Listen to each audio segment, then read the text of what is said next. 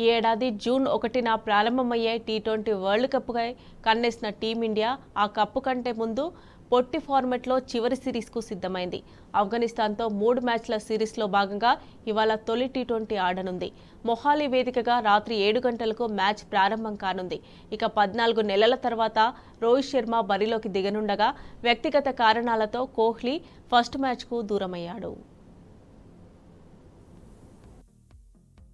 భారత్ ఆఫ్ఘనిస్తాన్ మధ్య తొలిసారి T20 series కు రంగం సిద్ధమైంది. ఈ ఏడాది టీ20 ప్రపంచ కప్ నేపథ్యంలో ఈ సిరీస్ ఆసక్తికరంగా మారింది.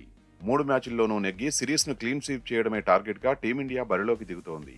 గత టీ20 ప్రపంచ కప్ తర్వాత ఈ ఫార్మెట్ లో 25 మ్యాచ్లాడిన భారత్ 16 విజయాలు సాధించింది. ఇప్పుడు ఇదే జోరును కొనసాగించేందుకు సిద్ధమైంది.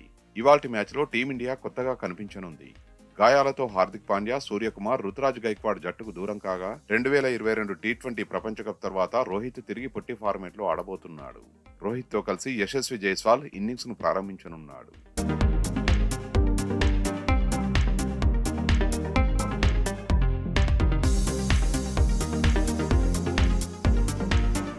అటు కోహ్లీ లేకపోవడంతో హైదరాబాద్ బ్యాటర్ తిలక్ వర్మకు ఛాన్స్ దక్కే అవకాశం ఉంది.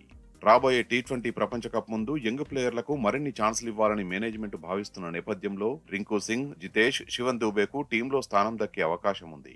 ఇక పేసర్లుగా అవేష్ ఖాన్, ముఖేష్, హర్షదీప్ సింగ్ ఆడనుండగా స్పిన్నర్ గా కుల్దీప్ కు ఖచ్చితంగా అవకాశం దక్కనుంది. మరోవైపు జట్టు ప్రధాన స్పిన్నర్ రషీద్ ఖాన్ లేకుండానే ఆఫ్ఘనిస్తాన్ బరిలో దిగుతోంది.